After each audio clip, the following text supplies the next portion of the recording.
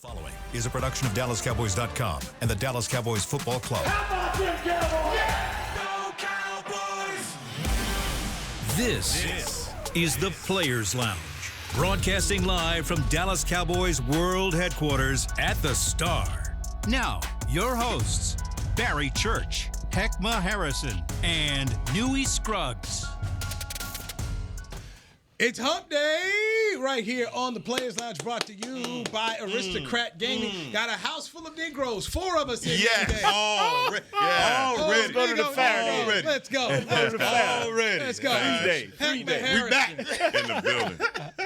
Hek'ma's here, the 3-time Super Bowl champion, Black College Hall of Famer from Florida A&M. He is Nate Newton. Yes, That's an intro right there. Barry Church. That's an intro right there. That was off the top Hall rope. of Fame Toledo Rockets. Yes, sir. Yes, sir. I'm merely Newy Scruggs. I just got to pay my dues. That's it. I just got to pay my dues. That's it. Yes. Cowboys getting ready for the Pittsburgh Steelers. Mike McCarthy with the press conference today comes out with the news and lets us know Brandon Cooks, the number 2 wide receiver, is out. Ooh, not good. Dealing with a knee. Not good. So, gentlemen. Not good. I'll start with you, guest Nate Newton here. No Micah Parsons. They haven't ruled him out officially, but I'm not expecting Micah Parsons to play. We know Tank Lawrence is not going to play, so 2 good D linemen are out. Now you're going to have a wide receiver target in. Brandon Cooks out. Thoughts, sir? It's just a team that's going to strain. We're going to struggle for every yard gained, every yard taken away on defense. Old cliche, but this really stands this week. You better rally. You better rally your troops, and you better play down and distance football, situational football that's offensively and defensively. Don't do no tricks. Just keep it close to the hilt, and then hope at the end of the game that Dak has a situation where he's either up by 2 or 3 or down by 2 or 3, and he got the ball last. So he's got to have the ball. I agree with that. Offensively, they got to win first and second down. I mean, in this situation, you can't go against Pittsburgh in Pittsburgh dealing with a bunch of 3rd and 8s, 3rd and 9s, 3rd and 10s, because we all understand what that means. T.J. Watt, like we always say, pinning the ears back. He's going to get after Prescott. You got Cam Hayward in the middle as well, pinning his ears back, getting after Prescott. So you got to win first and second down. And to me, that means you got to try to run the football. Man, we've been talking at this ad nauseum the first couple of weeks. You got to give it an opportunity, even if it's 3 yards in a cloud of dust, even if it's 2.5 yards here and there. You got to go ahead and at least attempt to run the football to keep them boys honest on that side of the football, because once they smell blood in the water, I understand, Tomlin, those boys over there, they're going to get after it. All right, they're going to let T.J. Watt come off the edge. They're going to blitz Patrick McQueen every which way he can, and they're going to let Cam Hayward do what he has to do. The offensive line for the Cowboys got lucky that Highsmith's not going to play this week. That's right. Because that's 2 dogs off the edge that you got to worry about. But he's gone. He's out of the picture. So to me, you got to stay balanced. This is not a game where Prescott can go out there and throw the ball 41 times, throw the ball 51 times. It's just not going to add up when you got guys on that side of the football that can get after the quarterback the way they do. Highsmith missing is not giving me a sigh of relief, because they got too much over there on the other side. And look, man, how can I depend on something that I hadn't seen so far? I haven't seen a running game here, and so I'm not going to just imagine that come Sunday night they're going to conjure one up. I think you have to be effective, as you're talking about there on first and second down. But I'm putting this on Dak. I anticipate it being a dogfight. It's going to be a defensive game, but you need for Dak to make those big plays. He's in the 2 victories, you've seen Dak bring his hard hat and climb you out of plenty of situations, and he's going to have to do it again. Everything that y'all said is on point. They have to rally. They have to do all of that. They have to be good on first and second down. They can't allow this defense to tee off on them, but Dak got to be good. I mean, he's got to be spectacular, because not only are they good up front, they have a safety that is probably one of the best safeties Top 3. Yeah, I mean, Minkah Fitzpatrick. So, man, Dak is going to have to be good with his eyes, relocating that safety. But C.D. Lamb has got to show up, too. Yeah. He's got to show up. And this is a Pittsburgh Steelers defense that does give up some big yardage in the passing game. So, I anticipate that. Nate Newton. When you go on the road, the stars have to show up and show out. And I'm with you. CeeDee Lamb, Jake Ferguson, Dak, going to have to do what they got to do. But I'm telling you, fellas, whether you want to or not, run the ball. You got to save your left tackle. He's in a tailspin that's unbelievable right now. Yeah. And if you want this kid to have a future, you got to run that ball at least 45% of the time, at least. So stay there, Nate. What we saw against him, against the Giants, wasn't pretty. It wasn't pretty. A lot of holding here. The competition steps up this week with T.J. Watt. Next week, you got Aiden Hutchinson. Then bye week, then you got Bosa. Oh God. The white LT. So, Ivory LT. Ivory, my bad. Yeah, my bad. Yeah, Aiden Hutchinson, Ivory LT. What? Oh my God. Well, good correction there. You see that? Sounds more smooth. Yes, it does. It does. It has more soul to it, you know. Yeah, what? How do they help him?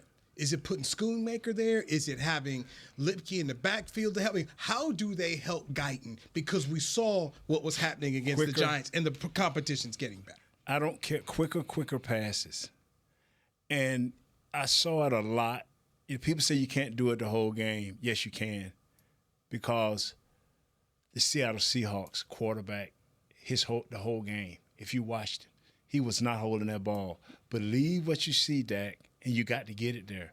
That's mean your pre-snap reads got to be perfect. And your anticipation got to be there. You got to help this kid help you. And because you can't just always turn the protection to help him. You can't always have Ferguson, one of the other tight ends, jamming down on this guy. What he has to do is become technique sound. If I was coaching him, which I'm not, me and him would always be talking about technique, and we'll be going over the film ourselves as offensive line coach. Son, let's me and you talk. What do you see about this player? What do you think you can do to him? This is how when we bump, like last week, they bumped the big guy, the big fullback, your guy. He bumped him, but knocked him inside, and the kid missed him. Right. Little things like that. You got to work on every detail with him and bring his technique under control so his confidence can come back under control. Because, believe it or not, left tackles don't get as much help as people think. You can put people in the way, but these defensive linemen are so smart. Isaiah breaks it down. They are so smart, man. They see these bumps. They anticipate these things, and they still have secondary moves. This kid got to get out of his head that he doesn't have feet. This guy has great feet, talented feet. Let this guy run around the horn. I don't care. Don't jump out at nobody. Tackles, I hate the coach that decided that tackles should short set. And what I mean by that is when you're a guard, I got a center and a tackle right here. I got Newy ahead of me. I can short set you. You ain't got but 2 inches to my right or left. But when a tackle try to sit out there and short set a guy, and you leaving all this space, if you miss, you miss dead. bad. And that's what's been happening. He'll try to short set. You ain't in college, baby. You ain't the dominant guy. These guys can think. They ain't getting $20 million a year not to be able to think and not to have the talent. So you got to sit back, get to your space, make sure they come to you. Don't lean. You got arms that can span this, can touch each wall. Okay. Use them. Let me just follow up with that. When you say short set and he's not happening, yeah, is that where the holding starts to come in there after the result? Because once you miss and once you don't lock your hands out, once you miss, boom, now is the next thing to do is to grab. Yeah. But if you punch it from the inside out, now you hitting. Aim small, you hit large. Aim large, and you grab everything, and it's a hole. Now, for Guyton, one of the things that I've evaluated from him is when he's having a bad game, he just puts his technique in his back pocket. Yes, he does, and that's not cool. Getting a street fight. That's not cool. That's good when you're an offensive guard. That's I've been hurt.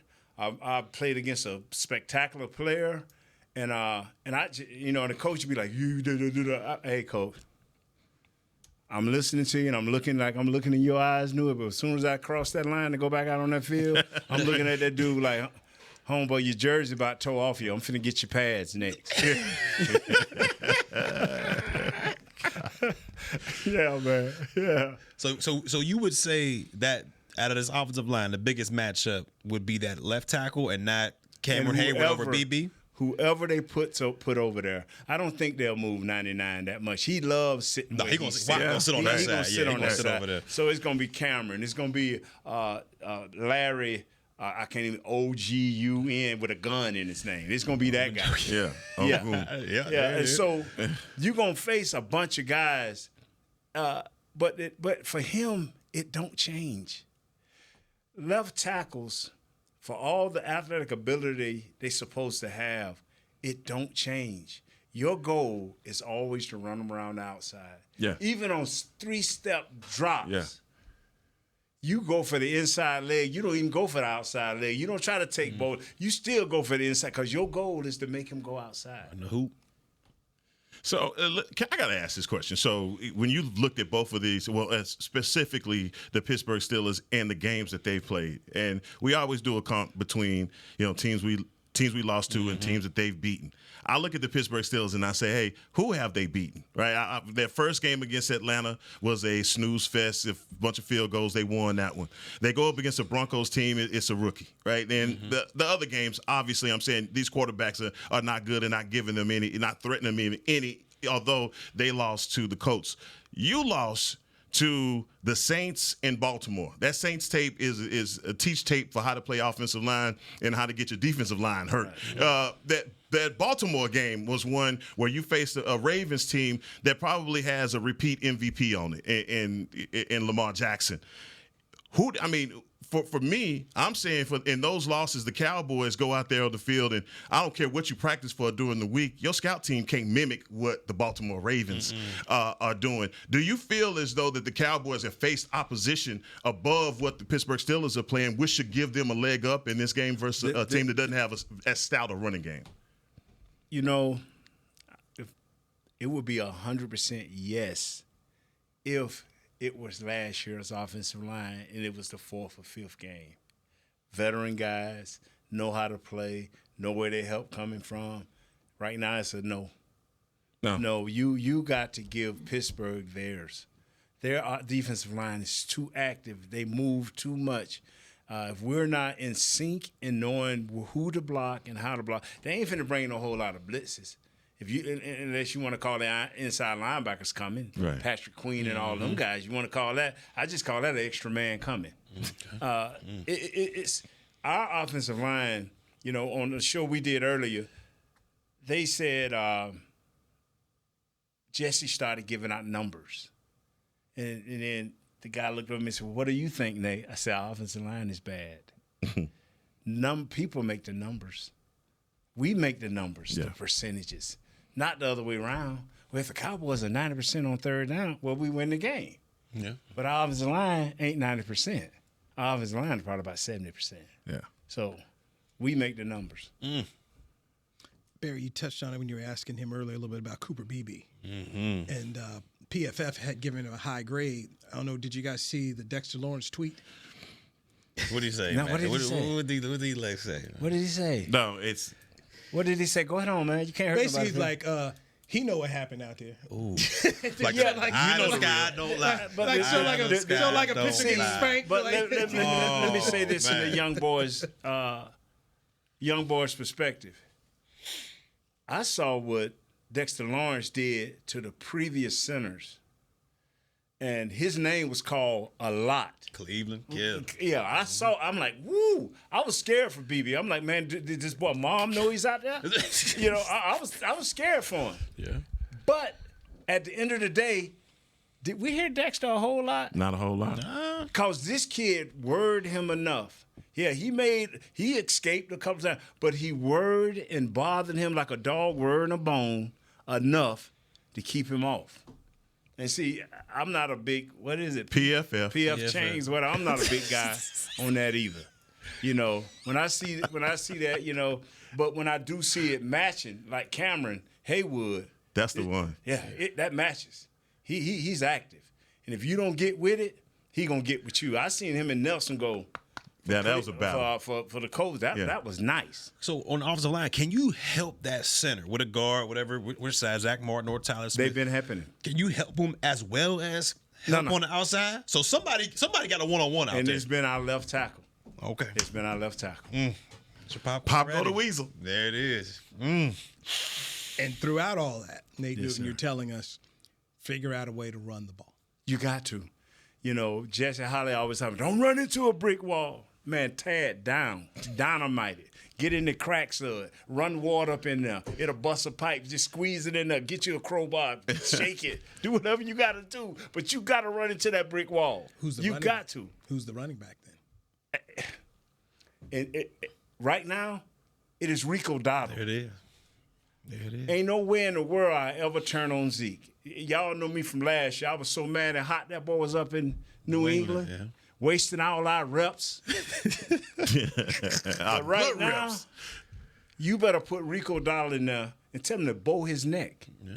Son, if it's to the right outside the guard, we going to wedge up in there. If it's to the left, right between the center and guard, we going to wedge up in there. And if it's to the outside, take it and run for your life. Yeah. I'm just being honest. Yeah, that's facts. You got to run through some people.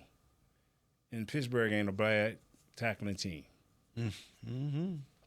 From what all I've seen. No, I mean, look, I'm trying to get some hopium up in here, man. You know, hey, bow your neck up. That's all I heard. I got to get out of here, man. I love y'all. I love y'all. I got to get out of here. But I got the Cowboys winning this thing by 10. Go ahead. All right, let's get our first break. Thank you, Nate Newton, for stopping by. This is Players Lounge brought to you by Aristocrat Gaming on By 10. Dallas Cowboys. Get into it, Nate.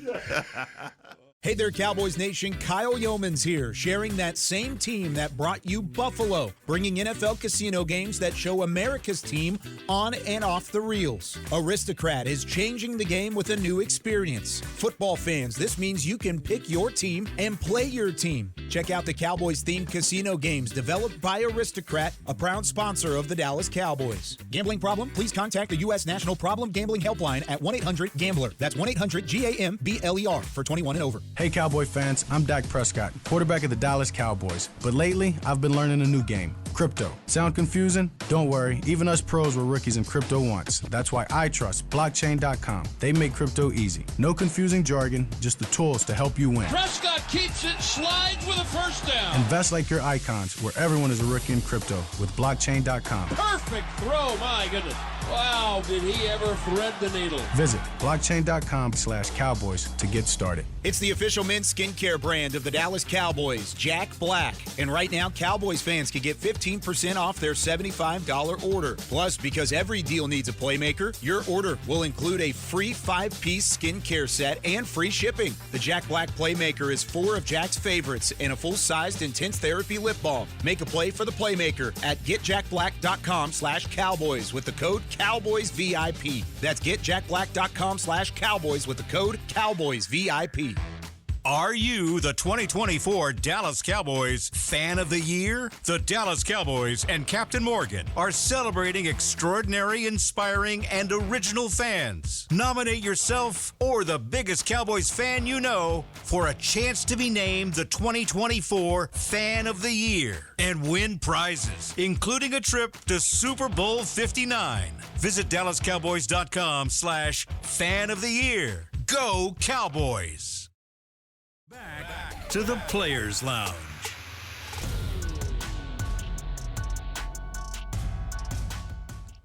This segment is brought to you by Yeti, the official cooler and drinkware of the Dallas Cowboys. Hek'ma Harris, appreciate you. Barry Church is here. I'm Newy Scruggs. This is the Players Lounge brought to you by Aristocrat Gaming. Thank you to 3-time Super Bowl champion Nate Newton for popping by here. In the building.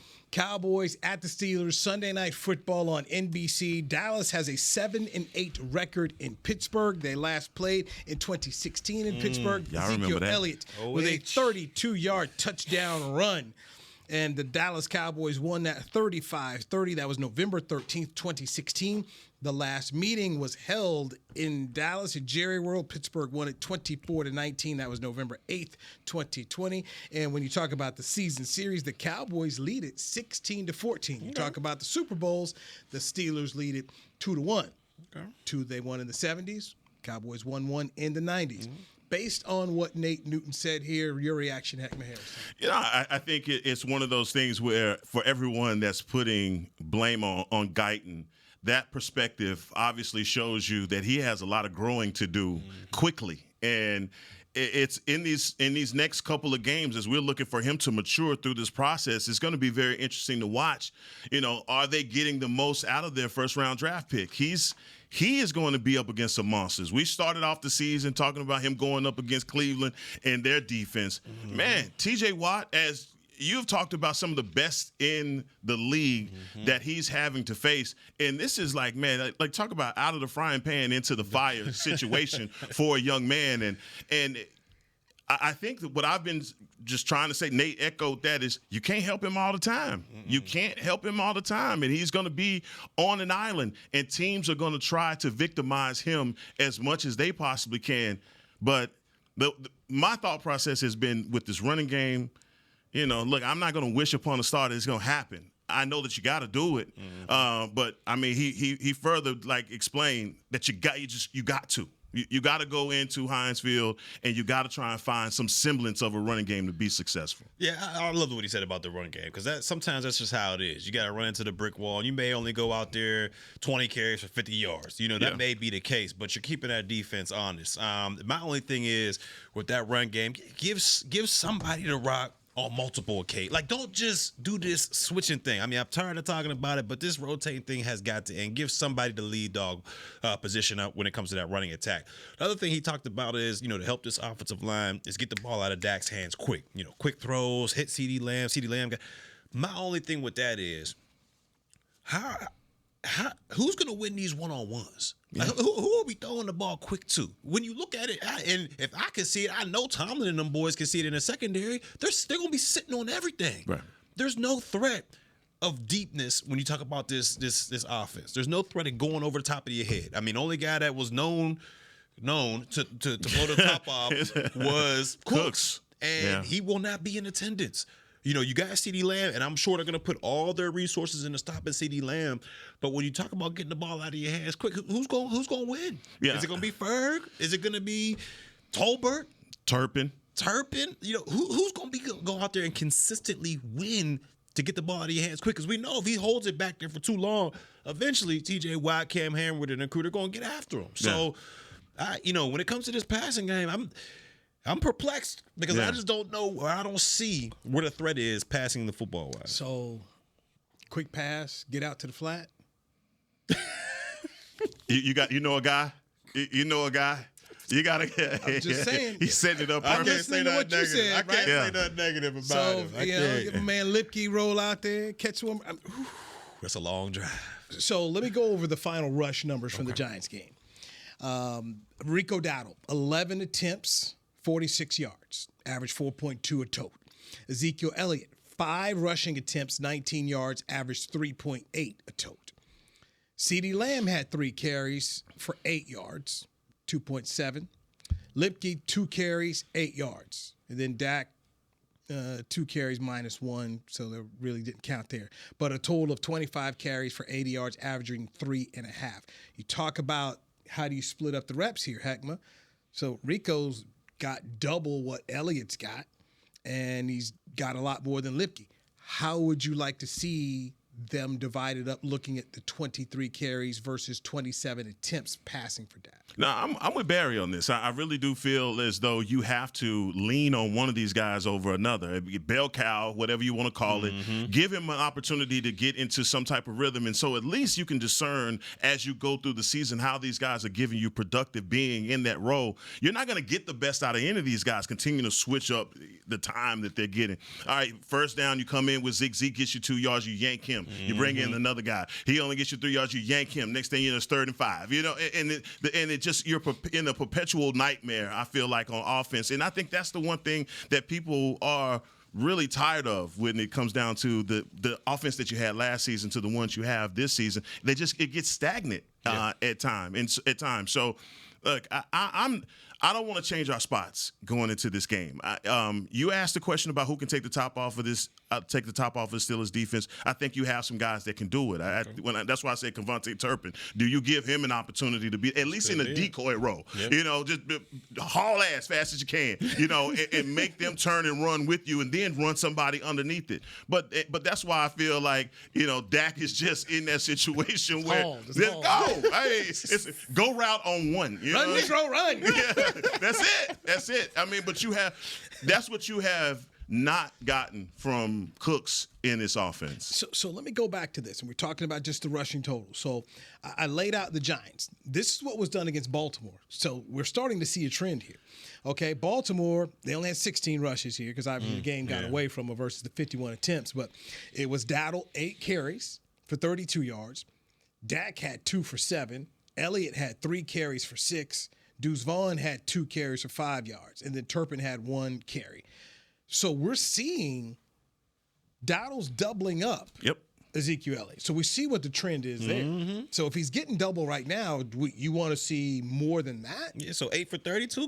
Why don't I give him 16?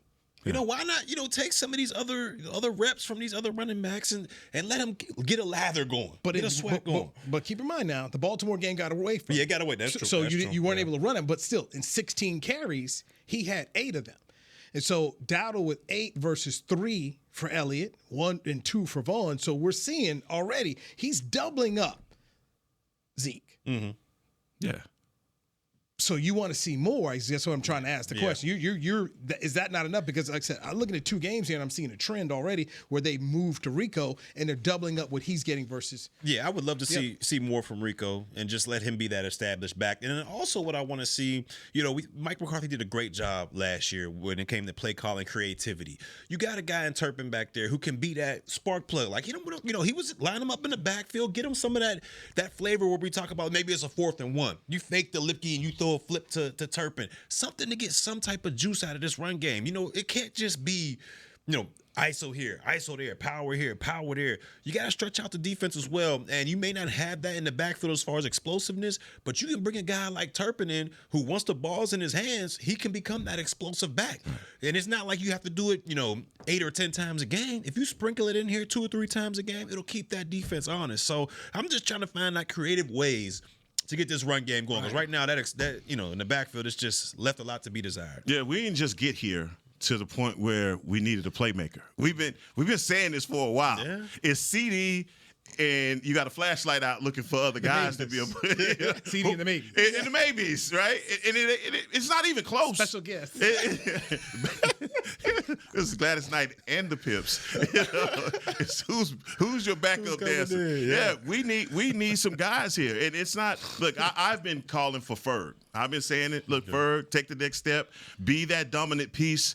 You look at other teams, look around the NFL and see the way that they're using their tight ends. It's going to be the same in Pittsburgh. I mean, for Fields, he's going to have to rely heavily on his tight ends because, he likes it. If he can't run, the line of sight for him and his reads is going to be Pickens and his tight end. Yep. That's it. That's all they're going to do. And so in this case, while we're looking around saying who's going to be that next guy because it can't just all be on CD, look, you come into some games where, hell, that's all you got.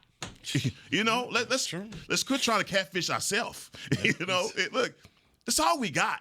Yep. And CD has got to come out there. What's wrong with that? By saying, look, the chips are down. It's 3rd and 9. And the ball is going to CD and he double team. You're paying him $34 million. You look at the top echelon of the wide receivers in the league. Everybody knows where you're going with the ball. CD, do the damn thing. Come on. Sometimes you got to be Megatron. Sometimes you got to. I mean, it's a big Detroit where the ball was going. Come on now. I mean, you have played against those players over and over again that you've seen. Like, man, look, when the chips are down, they're going to ride this guy right here, and we got to be ready for it. And then you get in the game and you still can't stop it. I think when you spoke about Turpin, there could be something there. Yeah. Going back to just based off what Nate said, get the ball out quick. If you're going to get out quick, kid like Turpin made a living on that at TCU. Yeah. Just let's get it to him, hit him, and let him make a move and see what else you can do. This is one where you have to see the creativity of Mike McCarthy this week. As a play caller. Absolutely. This is where coaching comes in. They got some clear warts. How do you cover up the warts this week? But it's a big difference between creativity and cute. Don't get cute. Okay, so give an example of that. I mean, I would think like on, a double reverse. Don't get cute. That would be getting cute. I love flea flickers, so I'm not going to even say don't do a flea flicker. If it work, it work, all right? Yeah. But just something too ultra creative, you know what I mean? Just, look, if you're going to run your power game with Lipke, and I like it. I like the way it works, and I feel like Rico Dowdle even is productive in that power game. Keep it in front of you. Don't try and get, first of all, like you were saying, first and second down is so important. And if you don't give the people in the back an explanation, they don't know. First and second, so you can come up on third and short. Yep. Don't make this work harder than you need to make it. And so that's why the Cowboys right now, they've been throwing a ton on first down, if you haven't noticed, and so that's what kind of gets them into those pickles on third and long, and you're like, damn, Dak gonna have to pull a rabbit out of his hat in order to move these chains. We can't have this situation, and we damn sure can't have it on the road. All right, let's get a break, our final break. When we come back, I'm gonna give you a number that the last two games could be ominous, scary. It is spooky season. Is that they have to change on Sunday. If not, it's going to be a national rut roll for the Cowboys, which you don't want. Because we've seen, ask Uncle Wade about the national rut roll. Oh, man. What happened to you? Yeah. Do that next with Hek'ma Harrison, Barry Church. I'm Newy Scruggs. Players Lounge brought to you by Aristocrat Gaming on DallasCowboys.com. Rut roll. Hey, Danny McCray here for Smoothie King. You know every great workout deserves a great reward. So treat yourself right with new coconut smoothie bowls. Made with real fruit, crunchy, purely Elizabeth granola, creamy coconut, and topped with the chocolate hazelnut or honey drizzle.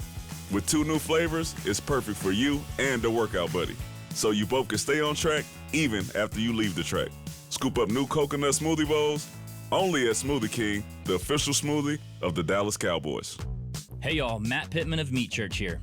With football season kicking off, I'm already gearing up to bring the smoker back to AT&T Stadium for some epic tailgates. But with that Texas heat, it's crucial to keep my beer hand cramping cold. That's where Yeti's insulated Colster can cooler comes in clutch. This year, you can even get them with the iconic star engraved on the side. Licensed Yeti Cowboys gear is now available at Stadium Pro Shops, concessions, and on Yeti.com. Check it out today. Yeti, official cooler and drinkware of the Dallas Cowboys. To kick off the 2024 NFL season, Boss teamed up with the Cowboys and Micah Parsons to launch an iconic apparel collection. The Boss Cowboys collection unites football and fashion while reflecting what it truly means to be a boss. Arriving just in time for the start of the season, the distinctive attire from the latest Boss Cowboys expansion offers sports aficionados and true bosses the chance to show their team spirit and style. Get yours today at nflshop.com/HugoBoss, HugoBoss.com, and Boss retail stores. # be your own boss. Raising Cane's presents the other rules of football. Rule 1, any broadcast without the express edition of cook-to-order Cane's chicken fingers is prohibited. Rule 12, no crinkle-cut fries, Texas toast, or craveable Cane's sauce constitutes an illegal formation. And Rule 31, anybody who loves to feed their game face is an eligible receiver of Cane's. When it comes to winning game day, Cane's rules. Raising Cane's chicken fingers. One love. Go Cowboys. Back to the Players Lounge.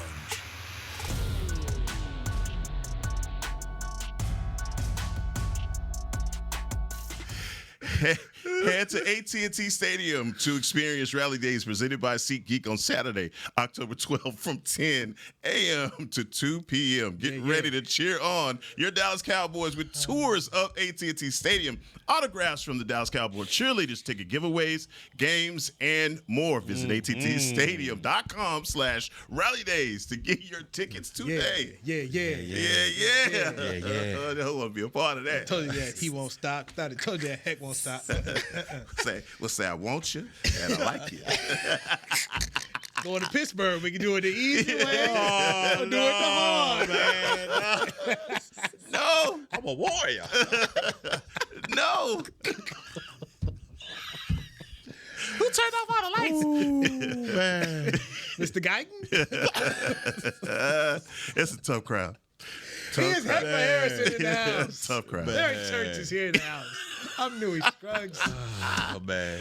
Oh, man, that's ugly. Final segment of the Players Lounge brought to you by Aristocrat Gaming. All right, guys, going to give you 2 numbers from the last 2 games that are scary. And the Cowboys need to change this. And one reason why Nate talked about running the football. Baltimore held the ball against the Cowboys for 34 minutes and 45 seconds. They had 4 scoring drives. All 4 of those scoring drives were touchdowns. Wow. Last week against the Giants, they held the ball for 35 minutes and 37 seconds. They had 5 scoring drives, but they were all field goals. Yeah. They've got to run the ball, heck, so you can keep the defense off the field. And this is a game where you had Tank Lawrence and Micah Parsons on the field, and they were on there for 35. Even when the Cowboys were good, we've always said, this defense isn't good enough to stay on the field for 35 minutes. In fact, no good defense in the league can be out here for half the game. Yeah, and most of the teams that you go up against, they have those same figures, and what they're going to do is try and mimic that exact same thing. Pittsburgh is from a division, they call it the black and blue division. This is just what they do. They run the ball.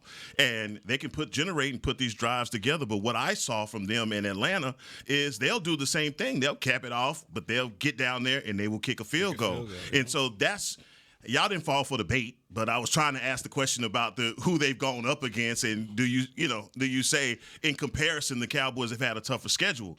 But I look, they're going to come out and they're going to try and do some of the things that you've already seen that the Giants do and also Baltimore do and the Saints do. But I just don't believe that Najee Harris is that kind of running back that can give you the kind of production that you got from Derrick Henry. I just don't. I don't think he is number 41 from the Saints. I don't think that they have an offensive line that can push you up front like that either. But I don't think our defensive line is wrapped tight and put together well either. So at the first quarter of the season, I'm looking at this defense and saying, obviously, without Tank, without the bazooka, without all the things that you know you're going to have and what you're missing on offense, man, this is one where you have to stand up and stop the run. It's got to be about pride in this game, because if the Steelers can get a running game going where we look up at the end of the night, Najee Harris has 120 yards. This is a nightmare style of a game for the Dallas Cowboys. Yeah, it'd be ugly if he has those type of numbers. And I'm not so sure, what Warren's status is, the backup running back to Najee, but they got that kind of 1-2 punch, lightning and thunder type deal. But when you look at the Steelers' offensive coordinator, I believe it's Arthur Smith, if I'm not incorrect. Former Falcons coach. Exactly. And you know exactly what he loves to do. And that's run the football. They're going to give you so many different type of variations of the run game. You're going to see the power this way, but this time they might bring the center instead. They might bring the guard. And to me, what worries me is you have a young defensive line. Without Tank, without Parsons, you got a young defensive line who I'm not so sure they're going to be reading all the right keys. They're going to be thinking, I got to get upfield. And that's exactly what the Steelers want you to do. That's hero ball. Yeah. And when you look at Arthur Smith, he has one of the most complex run systems that there is in the National Football League. And we saw that with the Saints. Right. The same situation. Okay, Barry, wait a minute now. Arthur Smith's offense, and you from the Burgh, so you hear about how people from the Burgh complain about his offense. It has the creativity of a brick sometimes. Passing the football. Okay. Passing the football. You ain't gonna put up big chunk explosive yardages. You ain't gonna get that. But the run game. Look, there's certain things from certain teams that you should expect. I mean, when you go to Pittsburgh, you should expect the defense in the run game, and that's why Arthur Smith is there. But I'm just like, look, there's a lot to be desired that he leaves on the table, and I don't by any means, when I do a comparison between what we've seen and what we're going to go up against them, that doesn't wow me. I mean, even with looking at New Orleans, I'm like, when we evaluated them, it was against the Panthers, and we're like, man, they rolled the Panthers. They can't do that to us. Well, they came and did the same thing and some, right? And the same thing that I'm saying with Baltimore. So that's what I'm saying. Like with the pieces that they have on the offensive line, I just don't. I'm hoping that we don't get rolled the same way, because I just don't feel like they have the same strength up front. So looking here just at the statistical comparisons, the Steelers are averaging 129 yards a game on the ground. That's 10th in the league. But their scoring is 18.8, so 19 a game. So they're not going to score a whole lot. They'll run the ball. They're not scoring a lot. Kind of going what you said, Hek'ma, kicking field goals. Justin Fields can keep you in a football game with some of the mistakes he makes. They can't beat themselves. This becomes one of those, I think about Bill Belichick and the Patriots, where they would do a good job of, hey, we're not going to beat ourselves. And if the Cowboys can eliminate some of that, which means no holding penalties, false starts, illegal motion, the things, the drive killers that they have, as there, when you look at the penalties there, they got 32 penalties this year, tied for 6th in the league. They can cut that down. This looks like it could be a low-scoring game and get it to the fourth quarter. And I'm sure we're going to dive into this a little bit later this week, but, the numbers we're talking about and defensively holding them to field goals and all that, that's when we're at full strength. You're missing Parsons. You're missing Tank Lawrence. You're missing possibly Carson on the outside as a corner. Yeah. Daniel Jones went out there last week and played a hell of a game against this defense. They weren't able to finish it off in the red zone, but you just put off the number 35 minutes of time of possession. That means he was driving the football in between the 20s. Yeah. And I get it. It was great red zone defense, but you also had Parsons and Tank Lawrence in that red zone defense. Now you're bringing up some guys from the practice squad. The only blue chipper, like we like to say, is maybe Diggs on the outside. He ain't going to do nothing against the run. No. So to me, it's kind of like, man, I know Pittsburgh's offensive line may be weak, but do we have the defensive line to take advantage of it? Yeah. I don't know. No, this is that's what I worry about. But I'm also with Newy when he says Justin Fields will, give you an opportunity, because he still makes those rookie style mistakes. Mm-hmm. You have to generate some type of turnover, and you also have to generate some type of pressure. He can't just sit back there and be able to pat the ball. But even if he does, can he read it? Is mm-hmm. what I'm saying, and that's where he has some problems. Not to be condescending about him and his athletic ability, because I do believe when things break down, he's the best. Mm-hmm. He's one of those guys that can make you pay, but I trust our secondary against a guy like Freiermuth. But what makes you say that? What time-proof and consistency do you have that our secondary can hold it down? Because I don't, in retrospect, or when you think about some of the tight ends that they have, he's not amongst the top-tier guys. I don't expect him to run away from you. Okay. If it is, it's short. I don't expect for Freiermuth to beat you over the top. If he does, then obviously I'll be proven to be a liar in that situation. But I just feel as though you should – I feel like my linebackers should be able to compete in that situation versus my safeties. I'm not looking for Freiermuth to get 7 catches and 90 yards, but he's the kind of guy who could get 4 catches, 1 or 2 of those for first down. Exactly. And if Donovan Wilson or somebody can't make make a tackle, be one of them where he gets into the end zone. That's the matchup. And if you're only scoring 19 a game, they're looking for 2 touchdowns. Absolutely. Yeah, that's it. They're looking for 2 touchdowns, a couple field goals, and then they're good. And so that's what scares me about that is Fields is a boom-bust player in terms of, hey, he's going to hit a big one. He'll make a big play. He'll make a screw-up too. Yeah. But that's that thing of just Daniel Jones could never hit that boom play. No. That's why he got 5 field goals. Yeah, it's not in him. Couldn't do it, yeah. Fields, that's where he's different. He'll hit you with a boom play. Okay. Throw your pick. Do something crazy, fumbling the ball. Yeah. But he will give you that. That's the thing for me where I'm like, man, you can't beat yourself with Cowboys. You've got to. Hooker can't get out here and get caught. Yeah, Diggs can't sleeping. Right. Yeah, Diggs can't fall for the old give him goal. I mean, don't put Booth out there. It went on the 4th down play when Singletary was in the backfield. Donovan missed the tackle. You can't do that this week. Yeah. You've got. I mean, this is one where, and Nate talked about. I'll go back to what Nate said. You got to rally the troops, man. Yeah. This has to be a collective win where everybody is doing their thing and not beating themselves. No, I mean, everything that y'all saying, and what I'm positioning this as, especially with what I've seen from them, I just don't like when we went into the Baltimore game. We were talking about Baltimore's tight ends because they're really, really, really good. And so they were, and I'm not they were, and not disrespecting Freiermuth either. I just don't see him in the same capacity as that. When it comes down to George Pickens, I mean, talk about a matchup of the diva receivers. I mean, George Pickens and CeeDee Lamb. George Pickens is a guy that if you frustrate him early, he'll be on the sideline pouting and he'll pack it up, take his ball home too, right? So that's why I'm saying like this defense has an opportunity to not just frustrate these guys. If it's going to be a close game, it's going to be a fourth quarter game. It's going to be who has the ball last kind of game. Yeah. Hek'ma Harrison. My man. Appreciate you. Yes, sir. Barry Church. Yes, appreciate you. I'm Newy Scruggs Players Lounge. Thanks to Josh, Chris, Jazz. Everybody's a part of it. Chris in the back. We'll talk to you tomorrow, 2 p.m. Central Time, DallasCowboys.com. This has been a production of DallasCowboys.com and the Dallas Cowboys Football Club. How about this, Cowboys? Yeah!